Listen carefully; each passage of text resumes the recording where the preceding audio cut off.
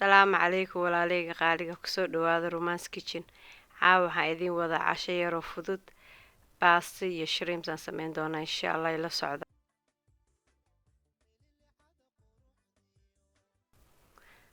Halkan waxaan ku hayaa shrimps on shiilay, waxaan ku shiilay toon iyo saliid iyo kabsar caleen. Meesha waxaan ku hayaa oyster sauce, soy sauce iyo fish sauce oo hal qaadaan ku dari doona insha Allah.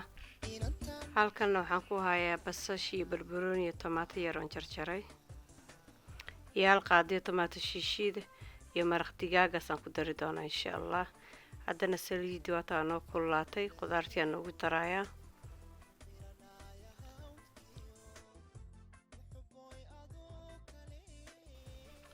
wax yar markaan walaaqo tomatadaas hal qaado ku darayaa. Tomatada iyada saliid la marka saliid badan kuma daraa, iyada saliid dhali doonto insha Allah. Tomatada markaan wax yar ku walaaqo, tomatada markay ku karto waxaan ku darayaa maraq digaagaas oo hal qaado ah.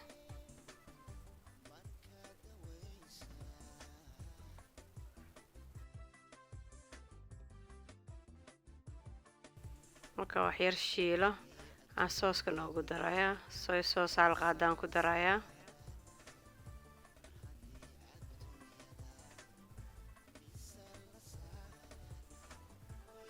oyster sauce hal qaadaan ku darayaa.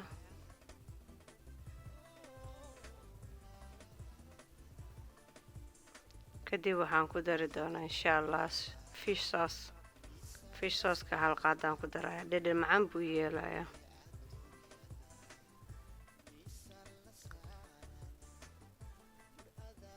haddana sesame oil kaasaan ku darayaa hal qaado, saliidda sisinta waaye. markaasaa shrimpkeena ku daraa.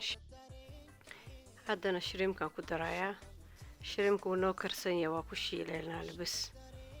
shrimpka marka wax yar ku shiilo, maraq digaaga wax yar ku darayaa saa biyo yar igu dhalo, baastada dhacaan noogu yeelato. halkaa qaadaan ku shubayaa oo maraq digaaga. haddana baasadii aan ku darayaa. baasada marka wax yar ku walaaqo insha Allah waxaan ku dari doonaa basbaaska budada, kadib waa ka dejinayaa. basbaaskaasaan ku darayaa. wax yar basbaaskaas markaan ku daro waa ka deyn kartaa haddaad rabin, qofkaan rabo ka deyn karaa. basbaaskaasaan ku daraa, bas waa ka dejinaa, diyaar waa. carafta waa yaabe maasha Allah. wakaa casho yaraan caadi ahayn.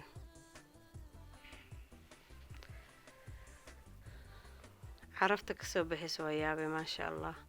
walaaleyga dad ka hesheen like iyo subscribe hal ii saaro insha Allah. salaam.